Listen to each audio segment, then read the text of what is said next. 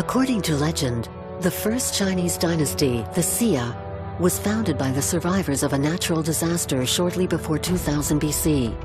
The Yellow River burst its banks and caused terrible floods for a number of years, leaving only a handful of survivors. Facing up to this deluge was one man, immediately designated as a providential leader, the founder of the first great Oriental civilization, Yu the Great. For a long time, this fable enabled the Middle Kingdom authorities to legitimize their centralized power. The Xia were therefore the common ancestors of all the Chinese people, according to legend. But in 2001, archaeologists discovered the remains of a city ravaged by the floods in 2000 BC. The dates coincided. The discovery of the victims' bodies submerged in torrents of mud indicated that the legend was based on reality. A simple question, therefore, had to be posed. If the floods did in fact happen, would the Xia themselves not have existed too? In their pursuit of this legendary dynasty, historians would delve back to the very sources of Chinese civilization, rediscover the greatest of Neolithic cultures, and solve a mystery some 4,000 years old.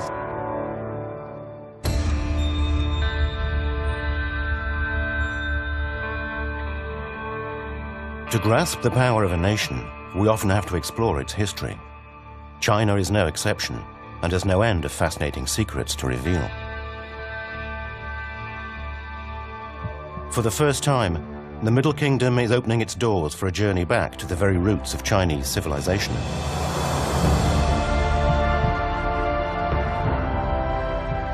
A journey through 2,000 years of antiquity, beyond legend, to the discovery of great dynasties, of incomparable works of art, and of flourishing civilizations that nevertheless died out and disappeared. A journey to the heart of an unknown and secretive China, a land of extraordinary colors, heir to a multitude of cultural influences. An odyssey to the sources of a great power born in antiquity.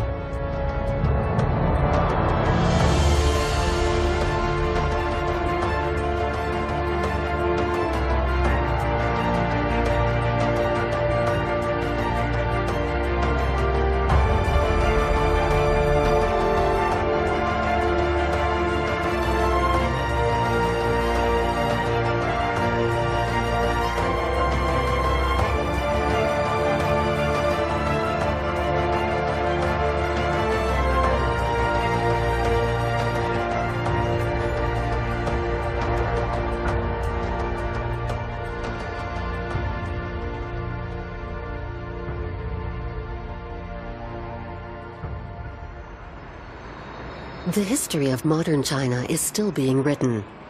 Despite, or perhaps because of its cultural and linguistic diversity, China seeks to assert its unity.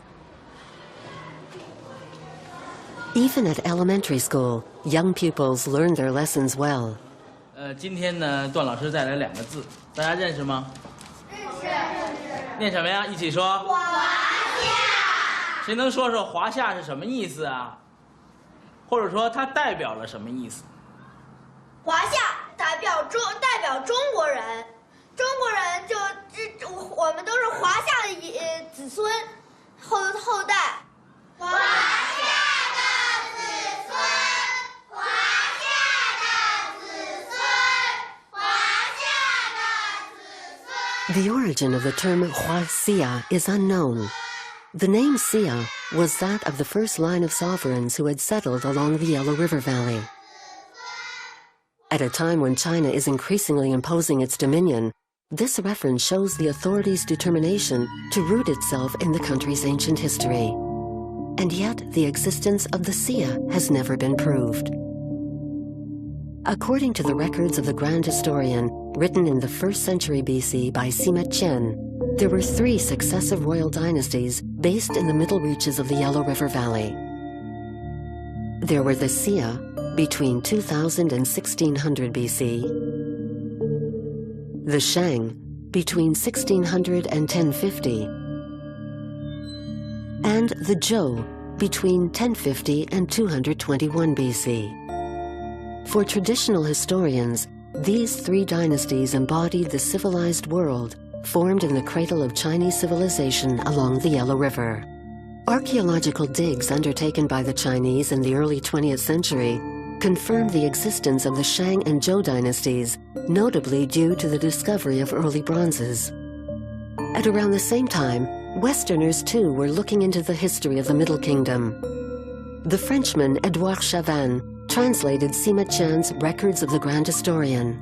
A Chinese collector and antique dealer, Mr. Lu began to familiarize Westerners with Chinese art. In 1920, he even built a pagoda in the middle of Paris. More and more French archaeologists became interested in China, particularly when excavations revealed a new treasure, the first examples of writing. Writing appeared in China around the middle of the 13th century BC, so towards the end of the Shang dynasty. For this period, we do have some written records that enable us in part to corroborate Sima Qian's chronicles concerning the Shang era. But on the other hand, before that period, for the whole first part of the Shang dynasty, we have no writing, and so we can only rely on archaeological remains. With no written proof, it is difficult to establish the existence of the Xia dynasty, a veritable missing link between the end of the Neolithic period and the following dynasties. Only the archaeological digs can help solve this mystery.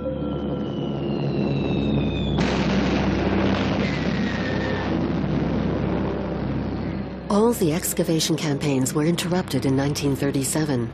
Occupied by the Japanese, a large part of the country was in the midst of a brutal war. Archaeology was not a priority. The sites lay dormant until the People's Republic was founded in 1949. Archaeology became a state affair and was now run with a Marxist ideology. Dig work resumed and revealed new cultures, sometimes quite far from the Yellow River. But the Chinese communists would, for a long time, remain skeptical about this diversity. They believed China should be one, and that Chinese civilization developed only in the Central Plains before conquering its barbaric neighbors.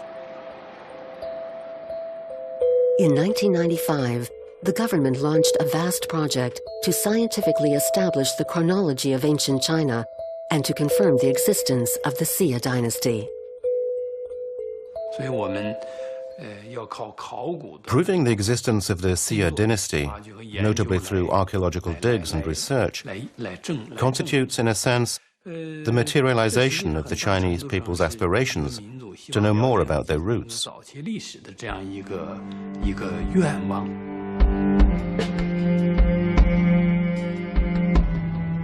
The project brings together eminent specialists in archaeology, botany, and astronomy, but it is not exempt from certain nationalist preconceptions.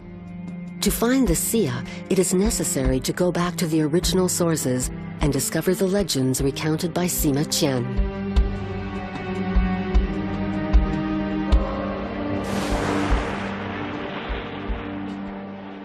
A very long time ago, the land was submerged beneath great floods. Try as they might, the kings could not stem the flow of rivers running wild. The people were living in appalling conditions. One day, a young man was chosen to attempt to control the floods. He was called Yu. As he put the well-being of his people above all else, he tirelessly led his companions to every corner of the land to accomplish his mission and to try and stop the deluge of water. During this formidable battle, his young body grew weak, and he became like an old man. He could barely stand up any longer. But despite the pain, Yu continued his combat. 13 years went by.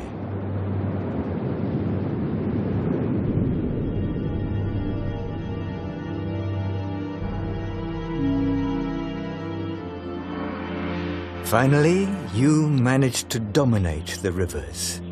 And once the land had dried out again, the people began to prosper.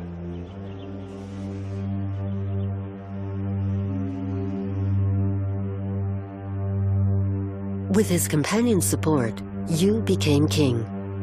He was the founder of the first dynasty, the Xia.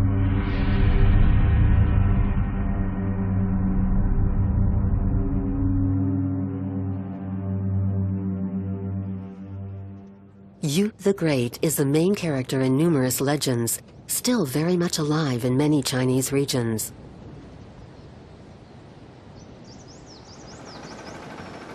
The inhabitants of the village of Longxixiang in the Sichuan province belong to one of China's 56 ethnic minorities, the Cheng. One of their shamanic dances has been passed down from one generation to the next since time immemorial. The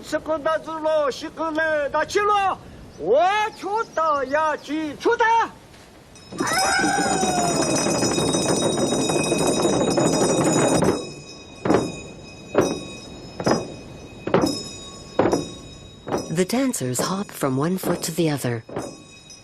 The step is supposed to repel evil spirits and to bring prosperity.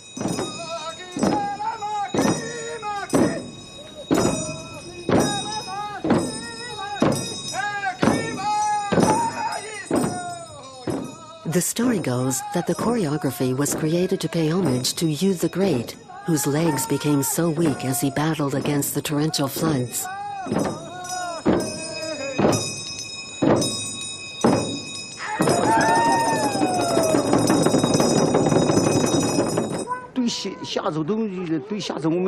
We pass on the story of the Xia from one generation to the next.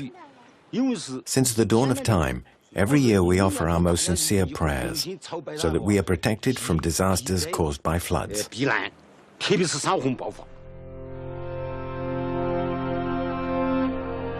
The veneration for Yu the Great goes far beyond the borders of Sichuan. Monumental statues of the Master of the Floods rise up throughout China, on islands in the middle of rivers, in parks, or at crossroads. They are all testament to the exploits of the founding father of the First Dynasty and enable the Chinese to forge durable links to the extraordinary figure of the guardian of their history. In the propaganda, Yu the Great is a reminder of their common ancestry, the Xia dynasty. The scientists' mission was clear: to transform the legend into reality.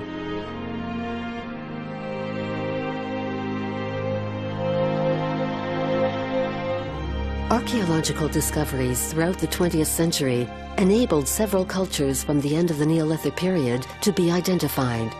Their development was closely linked to the great rivers that have shaped the Chinese landscape: the Huanghe, or Yellow River, and the Yangtze in the center of the country. It was in the Yangtze Delta that an original culture developed between 3400 and 2250 BC, the Liangqiu. It was one of the most powerful of the times, as revealed in digs that began in 1936. This is the latest discovery in Liangqiu, the city ramparts. I'm standing in front of a very well-preserved part of it. As you can see, the layers of earth are clearly visible. These are the first ramparts that date back to the Liangqiu culture that have been found in the Yangtze Delta.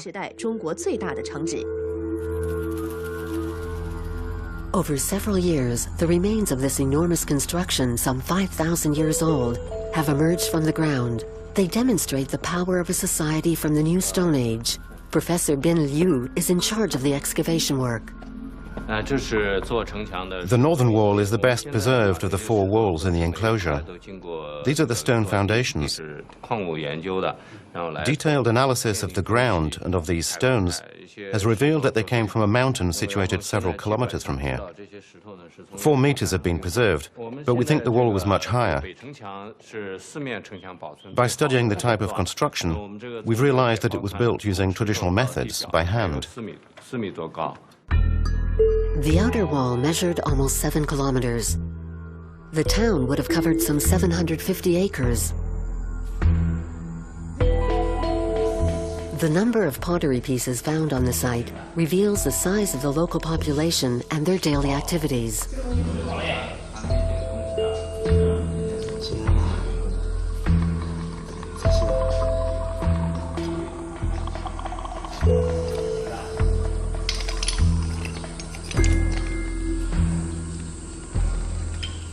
The inhabitants lived from agriculture, notably from rice growing, as indicates the presence of carbonized grains found during excavations.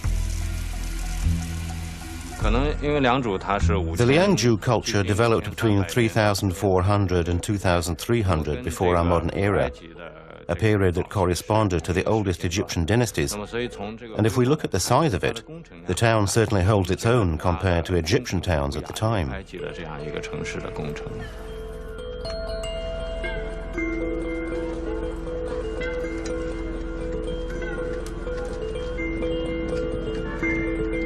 On the site, the archaeologists travel back in time. They have deciphered the flourishing town's past.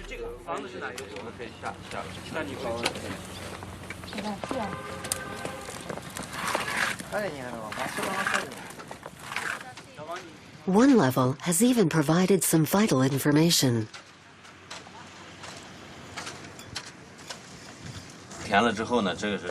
I'm on the level where the inhabitants of Liangzhu lived.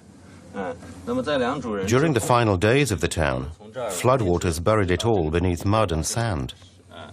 This strata corresponds precisely to that event. The lighter sedimentary layer is made up of silt. It proves that several floods washed over the city. It is known today that there were significant climate changes between 3000 and 2000 BC. Temperatures dropped and rainfall levels increased dramatically. Flooding caused the city and its treasures to be swallowed up. In the graves of Liangzhu dignitaries, archaeologists have found song, ritual cylinders made from jade, a semi-precious stone.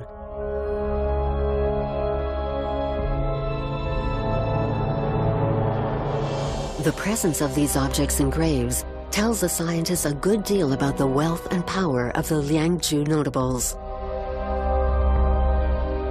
The precise function of the song is a mystery, but their rarity suggests the jade cylinders belonged only to an elite few. The decoration is similar to what can be seen on Shang Dynasty bronze vases 1,000 years later.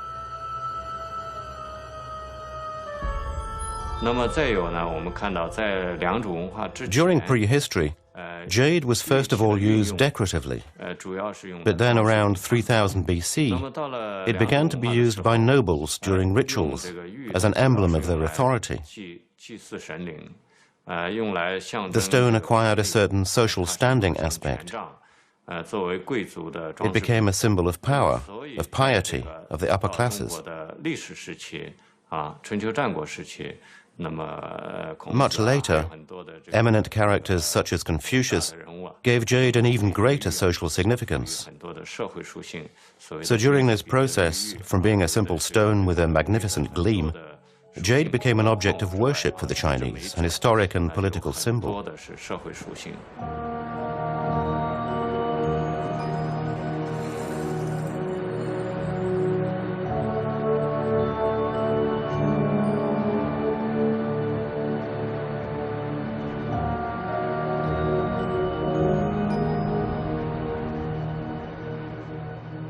The inhabitants of the autonomous Xinjiang region in the extreme west of the vast Chinese Republic still dig into the mountains looking for the stone whose popularity and value have never waned. Since antiquity, these mines have supplied some of the finest jade to be found. The market is flourishing. On seller stalls, prices of the finest pieces have increased 100 times over the past 10 years.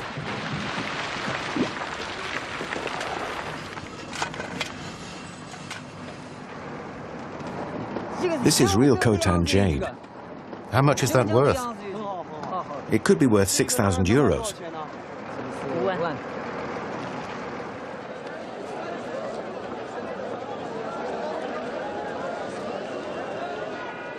It's a profitable business if you can distinguish between a piece of jade and a simple pebble. At the end of the Neolithic era, this was the case. The locals developed and perfected distribution networks and techniques for sculpting the very hard gemstone.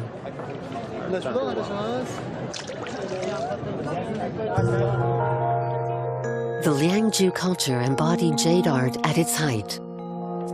2,000 years BC, a highly stratified society developed in the Yangtze Delta.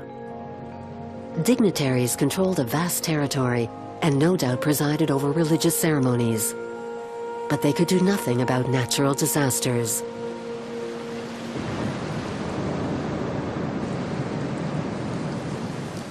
In 2250 BC, the Liangzhu culture disappeared. And so it cannot be assimilated with the First Dynasty. To find the Xia, we have to look elsewhere. First identified by archaeologists in 1928, the Longshan culture was based in northern China. Between 2500 and 1700 BC, it occupied the Yellow River Valley in a region the Chinese still regard as the original cradle of their civilization.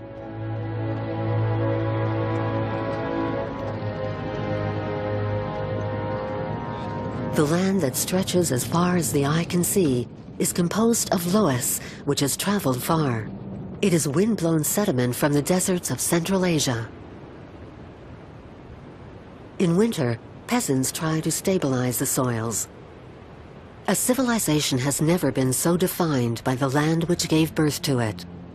A land whose fertility enabled millet to be grown, the main cereal in northern China.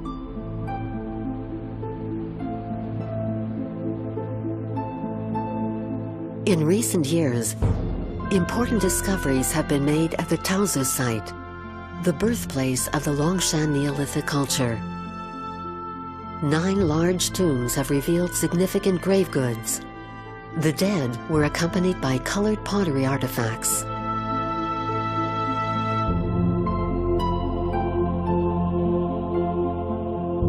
Their remains were decorated with pieces of jade.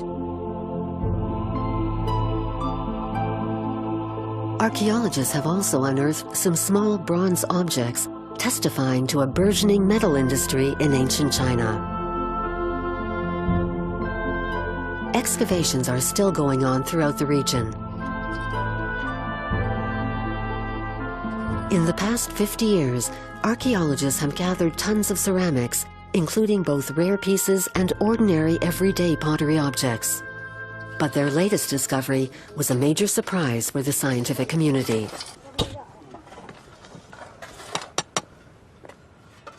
We were a little surprised. It was quite unexpected, or even unthinkable at that point, that such an ancient culture had accomplished something like that. What can we say apart from that it's really exceptional?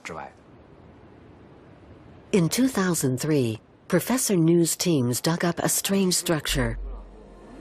Some archaeologists consider it to be the oldest observatory in the world. It was built on the lower slope of a sacred mountain to the east, towards the rising sun.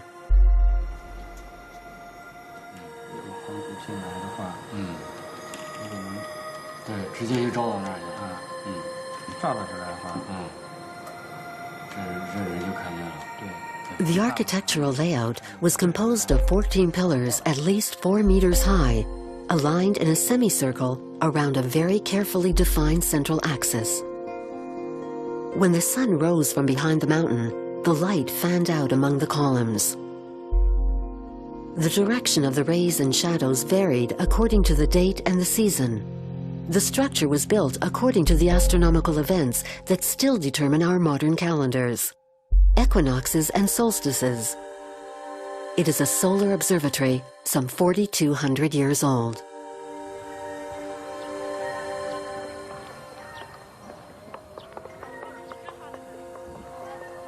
Thanks to this calendar, the Longshan could determine the key periods in the farming year. Notably, the dates for sowing the cereal that was essential to their survival in this region: millet.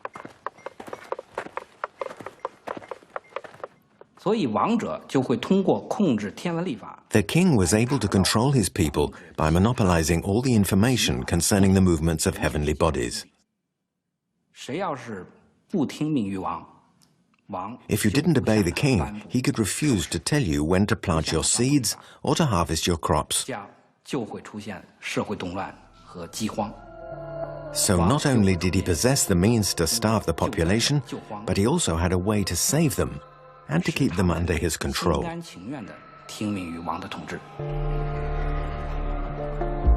And yet, the latest excavations have revealed that this power was fragile. The nobles had to face up to violent rebellions. Archaeologists have found skeletons that had been thrown into rubbish heaps. Some of the victims had been tortured.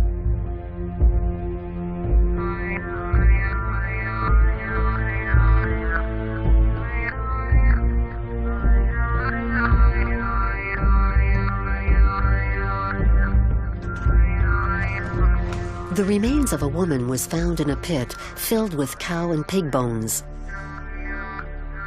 Analysis of her teeth and bones has provided information about her diet.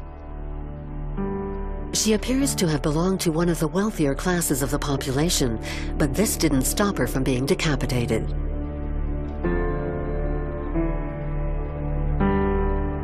Her attackers also stuck a cow horn into her abdomen.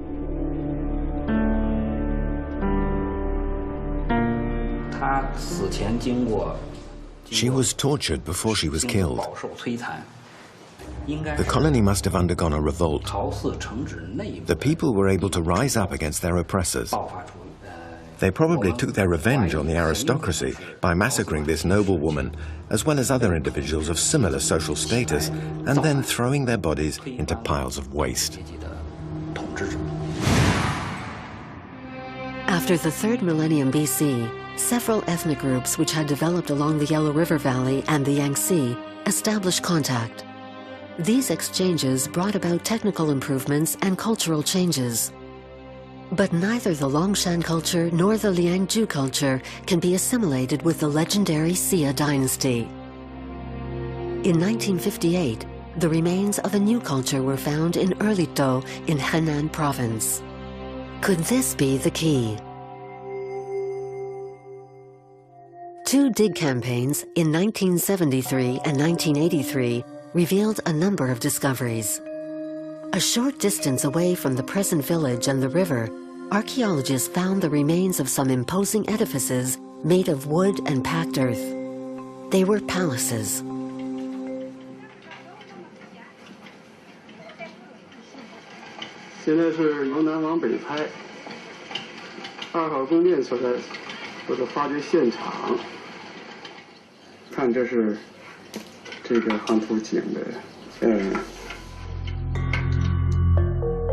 The scale of the remains is unusual. Neolithic cultures did not have such vast residences, and the best was yet to come.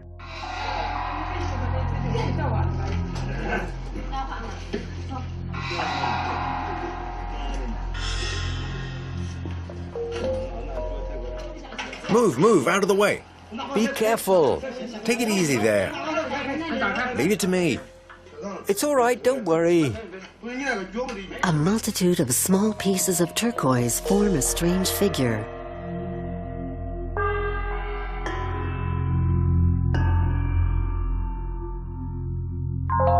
It's a dragon, one of the key symbols in Chinese culture.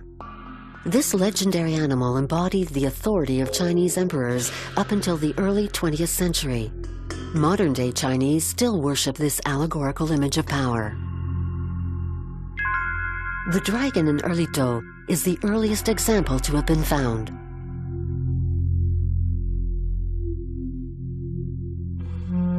Archaeologists haven't been able to identify the function of this bronze plaque studded with turquoise, representing the face of a monster with globulous eyes.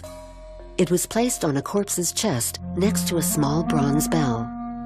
The same alloy was used to make one of the most important pieces found in Erlito, a short tripod vessel, a jouet.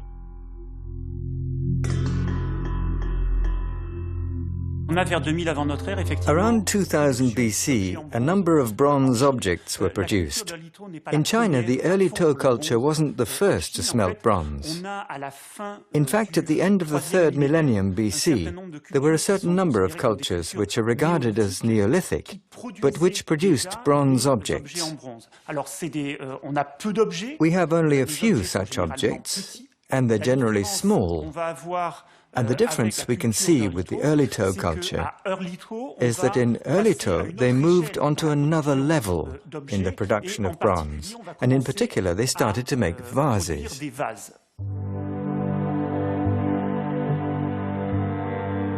This object is testimony to the early Tao culture's level of sophistication.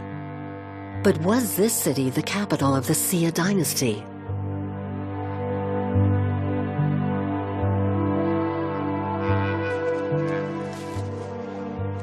One study demonstrates the power of the lords who ruled over early Tao.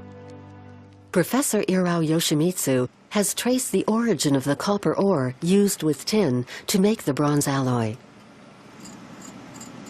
The copper always contains small proportions of lead, with quantities varying according to the place it was extracted.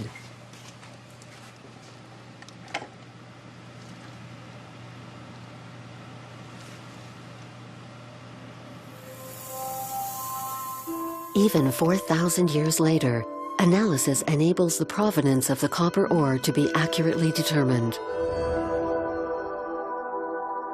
The study shows which sites provided the ore for the early Tao smithies.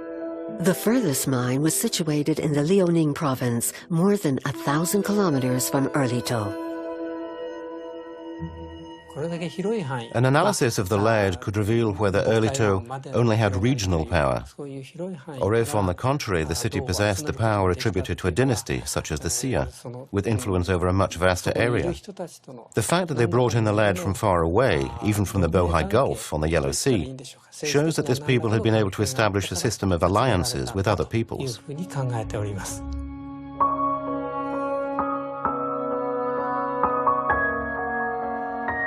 The influence and power of the early Tao culture appears to have extended well beyond the city walls. And yet, one question remains unanswered. How was the early Tao site able to prosper, whereas other cultures in the late Neolithic era succumbed to natural disasters? An environmental study campaign has been launched to answer this very question. Scientists carry out core sampling tests to examine the soil at depths between 1 and 3 meters. They are looking for the residue of seeds some 4,000 years old.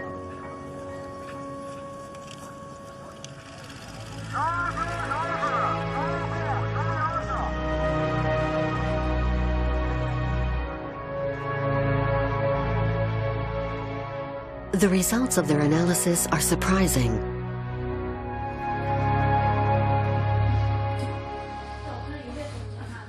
They find 2 principal varieties of millet. One is called foxtail due to its characteristic panicle. Both types have been grown here for a long time, but that's not all. Samples contain wheat seeds, generally found further to the northwest in the upper Yellow River Valley, as well as soybean seeds selected from a wild variety. Finally, the scientists are surprised to find rice seeds introduced to early Tao from the Yangtze Delta, much further south. In most agricultural areas, the population tends to grow a single cereal, but the inhabitants of this region grow no fewer than 5. A polyculture that perhaps made a difference. For example, if a region is affected by a period of drought, the peasants have foxtail millet, which can put up with such conditions perfectly well. If the land is flooded by persistent rains, they can plant rice. They always have something to harvest. They're safe from all natural disasters. Only a society with a highly advanced agricultural system can resist climate change.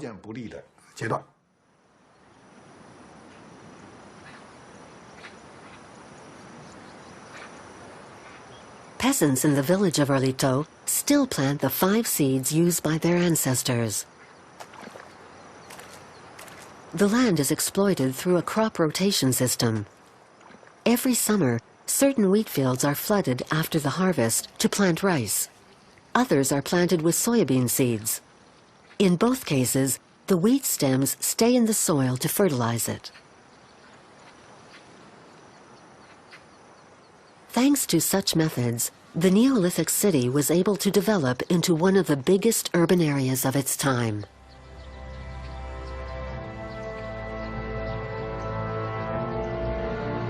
But what did the town look like? The discovery of certain building foundations and ground surveys have enabled a reconstruction using CGI. The whole town is much more structured than one might have imagined. Peasant shacks generally covered an area of only about 7 square meters. They form a village on the edge of the urban area.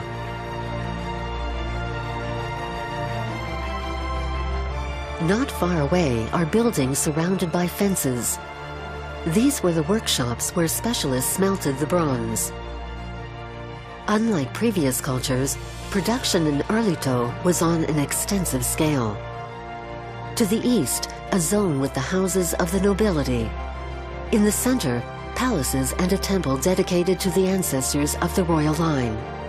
The ensemble was surrounded by colonnades and an outer wall. It was the town's political and administrative center, reserved for the king, priests, and the aristocracy. Archaeologists estimate that the town had a population of around 20,000, at the time one of the biggest in the world.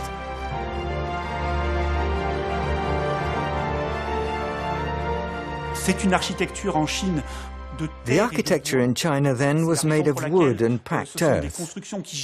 For this reason, the constructions are generally not well preserved, but we can find traces of them in the ground. The buildings were on terraces of compacted earth, in which they stuck wooden posts to support the roof.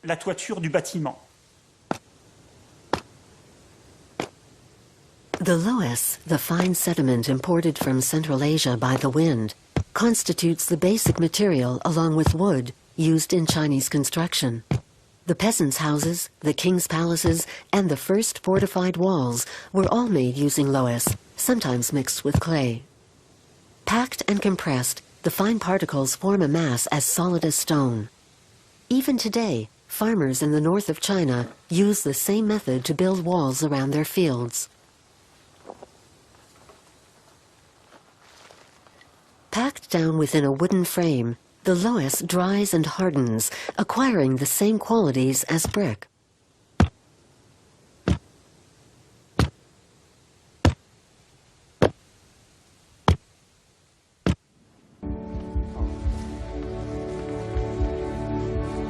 For the scientific team leader, Professor Su, the layout of the city provides valuable information about the political system that oversaw its day-to-day organization.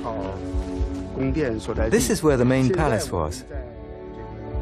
The archaeologist notes that the building has certain architectural characteristics that were unknown among other cultures during the Neolithic era.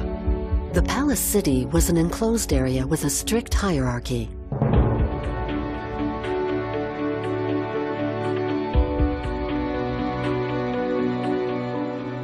The entrance is via a gate to the south. The inner courtyard is surrounded by a covered gallery. A huge building dominates the esplanade. For Professor Su, the magnificence of the construction reflects the political power of the monarchs who lived there. Could they have been the Xia that Sima Qian mentions in his chronicles? From an archaeological point of view, it seems obvious that Erlito was the capital of the oldest Chinese dynasty. You could say that it was China's first real heart. A good number of experts are convinced that it was the capital of the Xia dynasty that we read about. For them, Erlito means the Xia.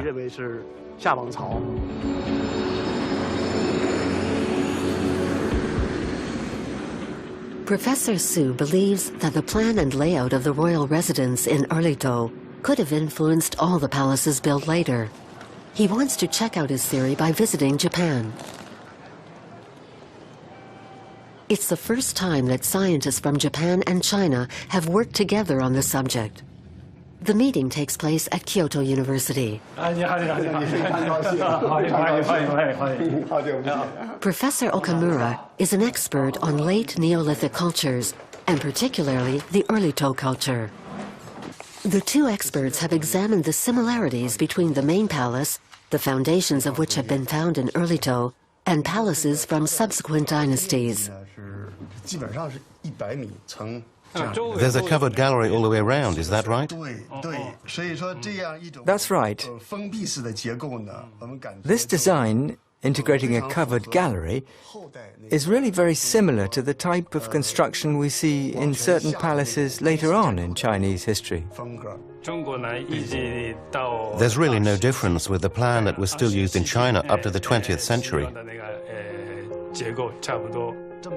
A more thorough study of the early Tao plans reveals that they served as the basis for every later construction.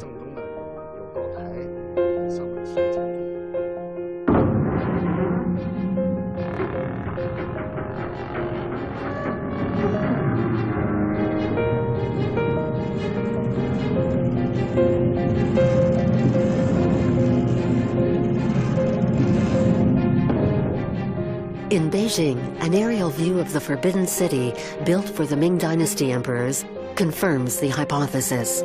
The main palace is part of a walled enclosure with the doors opening to the south. The plan of the building itself is similar to that in early Tao. A vast covered gallery surrounds the building, whose facade looks over an esplanade where the emperor would walk. The inhabitants of early Tao, therefore, invented an architectural form that would last for 4,000 years. We have a very good example in early Tao of the principle of a building which is organized around different inner courtyards.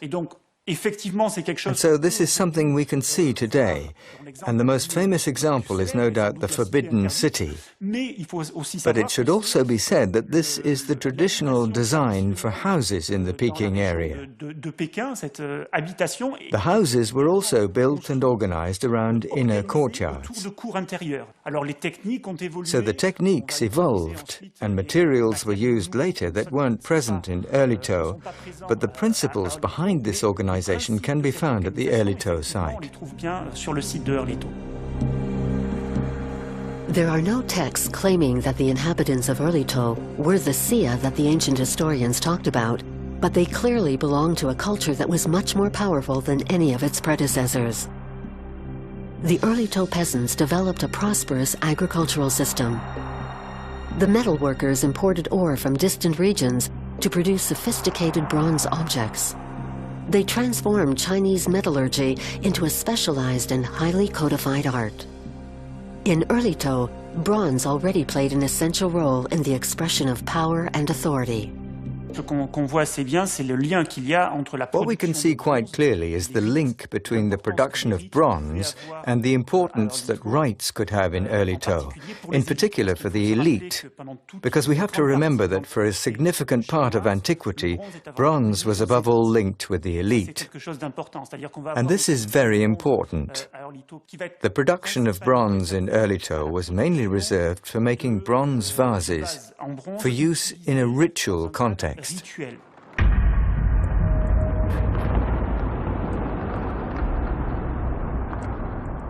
Certain archaeologists even think that the lords of early Tao could have invented the court rituals.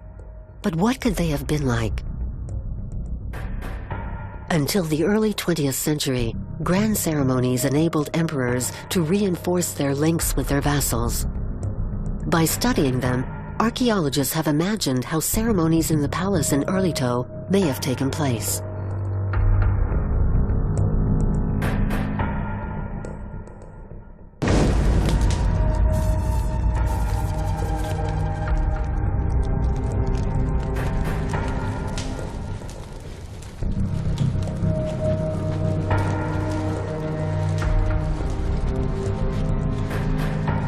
At dawn, nobles and certain chiefs from surrounding villages are allowed to enter the palace grounds. They are no doubt carrying a number of offerings.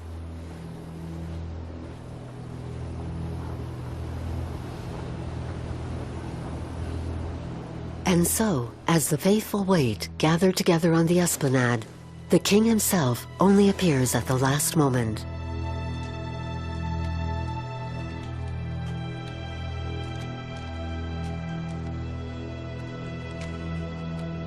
In his hand, he has a jang blade, a tablet sculpted from the purest jade.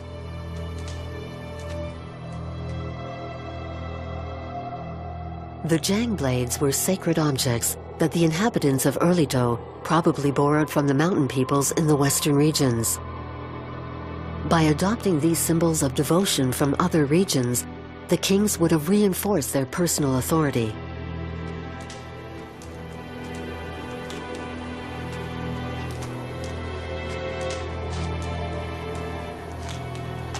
Still facing the participants, the king suddenly raises up an object that glistens like gold. It is a libation cup, a jue, a vessel whose shapes and forms have inspired other cultures. Finally, a handful of aristocrats joined the king on the platform. It is time to share the alcohol made from local cereals. This exchange marks the hierarchy established in Erlito society. It symbolizes the social and political framework that presides over the population of the town. I think the Xia dynasty put a certain emphasis on the relations between people. Fundamentally, I think divine power had less influence than the power of the sovereign. Obviously, rituals took place to reinforce spirituality, but instead of revering deities, the faithful honored their ancestors. This means that the Xia dynasty concerned itself more with men than with gods.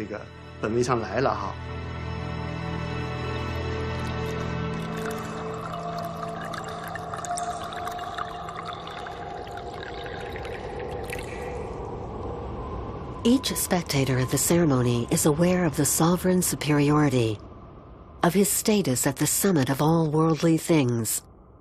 The ritual also seems destined to strengthen the relations among the members of the community.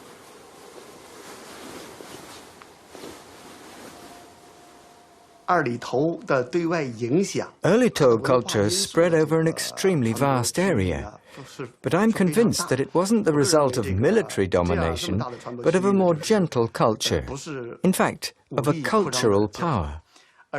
In essence, the capital of the Xia dynasty, Erlito, was the first cultural center in the Far East. The Chinese still visit the temple in the town of Kaifeng to pay homage to Yu the Great. Legendary images blend into historical reality. Beyond the myth, Yu the Great represents the founding father of modern China. But with no written testimony, it's hard to say if the Erlito culture can be assimilated with the Xia dynasty. One thing is certain. This culture is a missing link between the late Neolithic societies and the Shang and Zhou dynasties.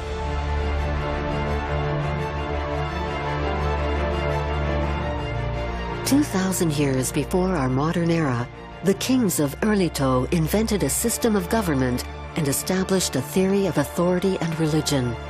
Their power was materialized through bronze objects that became a mode of expression for the elite. The Erlito culture announced the emergence of civilization. Towards 1600 BC, the Shang dynasty established itself along the Yellow River. It would take the art of bronzeworking to its height and develop writing used in divinatory rites. In 1045 BC, the Zhou replaced the Shang.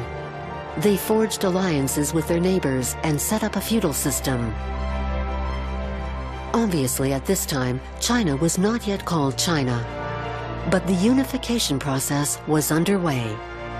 Within the cradle of the Central Plains, on the banks of the Yellow River and the Yangtze, all the ingredients were brought together. The history of a future great power could begin.